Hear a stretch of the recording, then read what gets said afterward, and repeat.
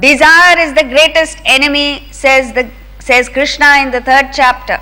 And throughout the Gita, it's all about how to control, reduce, and finally eliminate the desires so that you regain your infinite stature, your power, your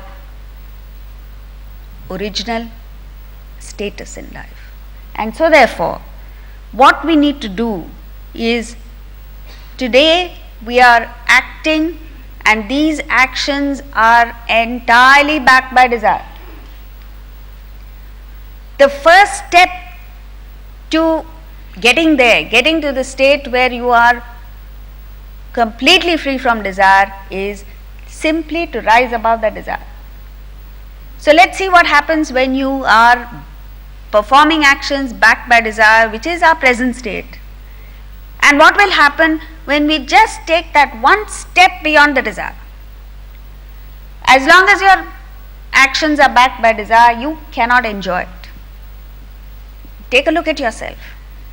Take a look at others. A person who has a desire for money, even if he achieves money, even if he gains the money, cannot enjoy it. And most of the time he is unsuccessful at getting it. And he is enslaved by that desire, completely a victim of that desire. Whereas all you have to do is just look one step beyond that desire, and then you enjoy it fully. For instance, you want to make money, fine. But how does one make money? You don't make money by just repeating the japa, money, money, money, money. How do you get it? Developing merit. So you go beyond the desire for money and focus on developing merit, like these youngsters, these young cricketers have done, and their endorsement value has gone up. This is it. So similarly, your endorsement value will go up if you gain merit. Set aside that desire for money, and then you enjoy it fully, you are successful, you are free from the desire. Next is, when you perform desire-backed actions, even if you manage to fulfill the desire, you are still unhappy. You know why? Because the moment the desire is fulfilled, you pick on the next desire, the next something that you don't have. You are unhappy even if it is fulfilled, whereas when you rise above the desire, you are always happy. When your actions are backed by desire, you don't even know what you want. In fact, even as we are, we don't know what we want. The day you understand it, you will learn to surrender. Surrender to the higher power by saying that, look, I don't know what I want, I don't know what I need. And you, that divine force that has been taking care of the whole world, the whole universe from time immemorial, and will continue to look after the world, will also take care of me. As long as you are looking at desire, your mind will always be agitated, your action will be flawed. When you rise above the desire, the mind will be serene, action perfect. When you are performing actions backed by desire, you have maximum collision with the world. That's why all partnerships are breaking down now. Marriages are breaking down, business partnerships are breaking down, everywhere you find conflict, strife. And that is why the best vocation to take is, you know what? Profession. Lawyer. There are two professions which will never fail: lawyer and doctor. So, maximum collision with the world. Whereas when you rise above the desire, you learn to align with nature. When your actions are backed by desire, your intellect gets clouded, and this obsession with the self completely spoils everything. Whereas when you rise above desire, you have clear thinking. This is absolutely necessary for success and happiness. And then you have a genuine concern for others. See, basically it's like this. Vedanta helps us in two ways. Number one, it helps us to grow spiritually, which means to reduce desires, to get free from desire. As you evolve spiritually, a byproduct of this is you will gain more of the world. So there's a double advantage. But the way we are going about it, you neither gain spiritually nor do you gain materially. It's the most stupid way of living. Selfish, backed by desire.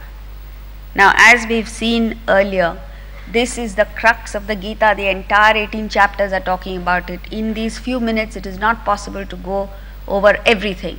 But as I said yesterday, and I'm repeating now because today is the last day, you need to, and a lot of people came up with questions last evening. I appreciate that we all have questions, but when the questions crop up, what you need is knowledge. Even if we have a question and answer session and I'm able to answer some of the questions, by the time you go home, again the same question will crop up because there is no absorption. And in order to have that absorption, you need to study. You need to have intake of knowledge, which is there in the books and the series of quite a few chapters of the Gita. Therefore, what is the way out? The way out is to use your intellect. First step to spiritual development is to use your existing intellect, develop that intellect by exercising it, by intake of knowledge again. And when you use your intellect, what happens? Number one, you set aside your desire temporarily. And as you keep setting aside that desire temporarily, because your focus is on a higher objective, you need to fix a higher ideal for yourself. What happens? Your desires get starved, they get marginalized. And even with the existing desires, the desires that you are operating with, you need to be objective. The Gita is not against any desire. The Gita is only against your allowing the desire to overpower you. You should always be master of the desire, not the other way around. And so therefore be objective. And lastly, gain knowledge. The moment you gain knowledge, all your desires vanish immediately. Just as you rise from childhood to a teenager, automatically all desires for toys vanish. Knowledge of the higher state is what is required. Now, the 6 Shadripu, they call it, desire and its manifestations are 6 in number: Kama, Krodha, Lobha, Moha, Mada, Matsarya. All of these cause tremendous mental agitations and sorrow. Kama, desire, as we've all seen earlier, is nothing but the strategy of the intellect to fulfill an unfulfillment that you feel within you. The Gita tells us this feeling of emptiness is itself imaginary. It's not there, it's not for real. And therefore it is that you need knowledge. Now, once you're stuck with the desire, if the desire is obstructed, something comes in the way of your gaining the object of desire, the stream of thoughts that's going from you to the object of desire gets deflected, and this deflected thought is called anger. So whenever you get angry, there has to be an underlying desire. You need to find out what that underlying desire is, analyze it, deal with it. Only then will you be free from anger. Next possibility is that the desire may be fulfilled. So if the desire is fulfilled, you get greed, lobha. No person in the world is ever satisfied with the fulfillment of desire. The moment it's fulfilled, you want more. And it's even though greed is fulfilled, then what happens? You get deluded. You've seen people strutting around saying, you know who I am. That's delusion. And then comes, you reach the very top. There will always be someone higher than you. So you're envious towards those who are higher than you and arrogant towards those who are below you. All these cause unhappiness, sorrow, and therefore they're called Shadripu. And in our life, irrespective of what else we do, we have to embark on a path of dealing with these desires, controlling them, supervising them, and somehow or the other reducing them, and finally eliminating them. If you don't do this, whatever else you achieve in life will amount to zero. you will be leading a completely, totally meaningless life which has no substance whatsoever. A whole lifetime will be gone waste completely. So, anyway, now we continue with verse 22.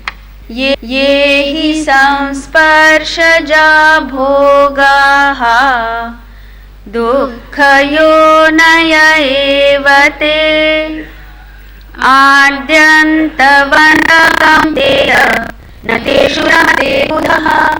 Oh, Kauntēya, very lovingly he addresses him as son of Kunti. Contact bondages are only wombs of sorrow. Dukkhayoni.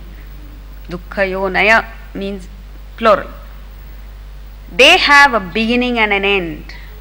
And the masterpiece statement is Nateshu ramate buddhaha.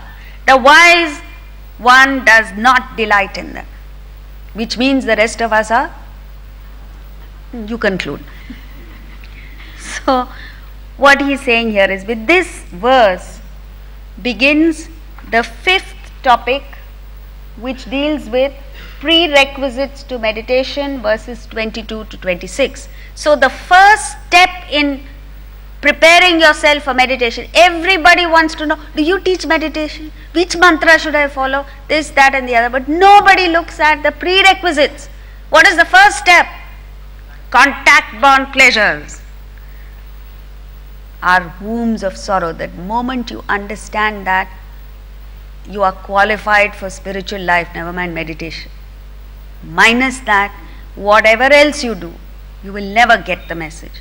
So, why is he saying this? Is because he's speaking of two kinds of happiness: false happiness, rajasic happiness, and true happiness, sattvic happiness. Rajasic happiness is that which comes from contact with the senses. This is what he's speaking of. Samsparshaja bhogaha. They are always pleasurable in the beginning, but are like poison in the end. In the 18th chapter of the Gita, hopefully we'll come there someday, he says that categorically. He says, that which is like amrita in the beginning, nectar in the beginning, but is like visham in the end, poison in the end, is rajasic happiness, is false happiness. This is what all of us are engaged in. Why is it that we are doing it? Because of sheer ignorance. It's exactly like you go to a child and offer the child a choice. The choice is, in one hand you are holding chocolates wrapped in beautiful paper, very dazzling, very attractive, very alluring. And in the other hand, you are holding a boring check for 1 lakh of rupees. Boring to the child. So, what does the child choose? Chocolate. If I were to offer the choice to you, which I won't, what will you choose? Check, obviously. Why is it that the child chooses the chocolate? Ignorance. It is ignorant of the value of that check. As far as the child is concerned, it's boring. Doesn't give pleasure in the beginning. You and I are exactly like that. We go out into the world, and the more, you get tempted, you fall for these dazzling, alluring things of the world, objects, sense objects, not understanding that it will lead to everlasting sorrow, permanent sorrow. Not just permanent sorrow, it says dukkhayoni. Why wombs of sorrow? Because it doesn't give sorrow just once, it continues to give sorrow over and over again. Sattvic happiness, real happiness, on the other hand, is that which is like visham in the beginning. Attending Bhagavad Gita lectures is like visham in the beginning. Exercising every morning is more than visham. Watching what you eat, or controlling your weight is visham. How nice it is to indulge. In the 3rd chapter of the Gita, there's a gentleman who came up the other day and he said, I'm following the Bhagavad Gita's teachings. At least one verse I'm following. What is that verse? Because Krishna says, disconnect the past. We've seen this. The mind must be completely in the present. disconnecting the past and the future, and I have done that. I said, oh really? Congratulations. So he says, yeah, but only thing is, I use this principle only at meal times. Inner purification, sattvic happiness is born of inner purification. The moment you embark on inner purification, in the beginning it is poison, but as you continue, it unfolds into more and more happiness, greater and greater waves of happiness, until you reach infinite happiness. It's like Visham in the beginning, but like Amritam in the end. And then he says it's wombs of sorrow. Why? Number one, it is unending. The more you fulfill desires, the more desires come up within you. You know, that's why the scriptures equate desire with fire. To think that you can take care of desire by feeding it objects of desire is as ridiculous as thinking that fire will be extinguished by providing more fuel. It will never happen. Number two, it has diminishing returns. You contact a sense object, it gives you pleasure, you go for it more and more and more. What happens? With every succeeding contact, the pleasure diminishes until you reach a stage where the contact no longer gives you pleasure. Then why do you continue it? Because when you are denied the object, it gives you displeasure. So you end up in a situation where you indulge in every sense enjoyment so much that you have completely neutralized yourself to all these enjoyments. In the end, having all of that gives you no pleasure. Yet, if you are denied even one of these things, you have extreme displeasure. For how long will you go on like this? There's some time, at some stage, you end up getting depressed. This is why the most prosperous nation, the most powerful nation in the world is most depressed. Which country? USA. And this is not what we are passing judgment on. Their own statistics show the highest selling drug in the United States is Prozac, an antidepressant. And we are not very far behind. The only difference is they have statistics, we don't have statistics. So we are still lulled into the delusion that we are not depressed. Third, they have a beginning and an end. All pleasures in the world have a beginning and an end. And if you don't understand that, when it ends, it gives you tremendous sorrow. You know, life is all about having a position, a status, a home, a car, this, that and the other. And the world wants you as long as you are contributing to the world. Let's say a test cricketer will be wanted in the team only as long as they see value in including you in the team. The moment they don't see value in including you in the team, they drop you like a hot potato, as has just happened with one person. But there's no point crying over it. You need to understand this is life. The greatest of singers, people will go rushing after him. He has a huge fan following, this, that and the other. As long as what? His vocal cords are delivering value. The moment his vocal cords start failing, the world will forget about such a person. So they have a beginning and an end, and the last one is a sixer. The wise does not rejoice in it. Nateshu ramate buddhaha. So therefore, yoga and sukha go together. You don't understand that. You think yoga and sukha are contrary to each other, mutually exclusive. That is the biggest mistake we made. Swami Ramatirtha said, you quote anything other than Atman and there is only one thing in store for you, sorrow. So now go back to our lives. To the extent you are sorrowful, it is because you are quoting something, everything other than Atman. How will you gain happiness? So sometime in your life, sometime during the day, sometime in the 24 hours, you have to dedicate to quoting Atman. And that is your only insurance against sorrow. There's nothing else in the world will save you. 3. Shaknoti haiva yas sodhum praksharira vimokshanat kama krodhodham vegam sayukta sasukhi naraha. One who can endure force, form, desire, anger, here, even before death. He is a yogi, person relaxed to Atman. He is a happy person. Again, which means the rest of us are unhappy, will be unhappy. The only way to gain happiness in life is to endure. See, the first step is, yes, you have desires and you have this vega. Vega means the momentum that arises out of desire and anger. All of us are driven by this momentum. Therefore, we are all running around morning to evening, birth to death like headless chickens.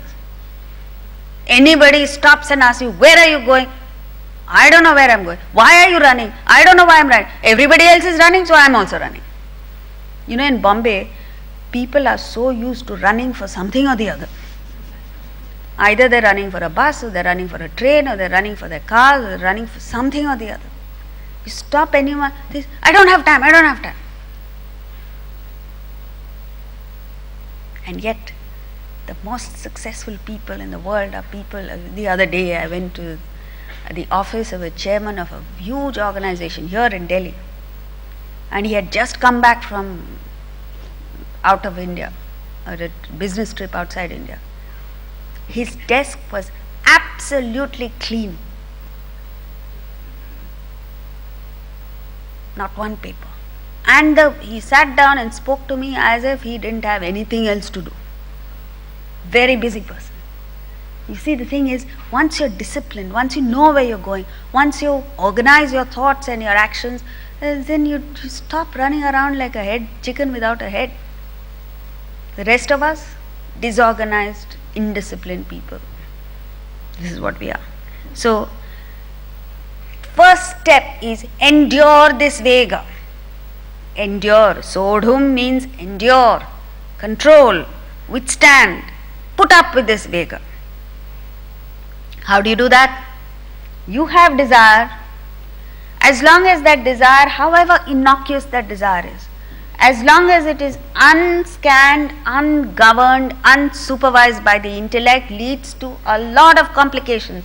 It takes the form of lust, passion, avarice, greed, all of which causes a lot of sorrow, mental agitations. The first step to spiritual practice is to get that intellect in place. Don't allow a single thought to manifest as action without the intervention of the intellect. And then what happens? The same desire becomes ambition, goal, it becomes a mission, an objective, which causes much less agitations, and more importantly, it helps you to achieve the object of desire. So, the second step is, whatever desire you have, give it a different form. For instance, you have desire for money, you have to sacrifice. Nobody in the world gets rich without sacrifice. Sacrifice to a higher ideal, and then money comes to you. Dr. Viktor Frankl, a psychiatrist who is one of the survivors of the worst concentration camps during the Second World War, through his experiences he learned it, not through Vedanta. He didn't have access to Vedanta. And one of his famous statements in his books, he says, his success, money, is a byproduct of one's personal dedication to a cause greater than oneself. So if you don't have a cause greater than yourself, you will not succeed. So, desire for money, sacrifice. You have desire for prime ministership. Anyone here with political aspirations? Only way out is to serve. Serve your constituency, serve your nation, serve the people, and you won't have to worry about, will I be re-elected next election? But if you use dubious methods to get elected, then you say, okay, let me make hay while the sun shines, because you know next time you will not be elected. Third, you have desire to be attractive, be unselfish. Then you will be like a magnet attracting everybody to you. But the superficial attractiveness, it actually repels. The law in life is you get what you deserve, not what you desire. Remember.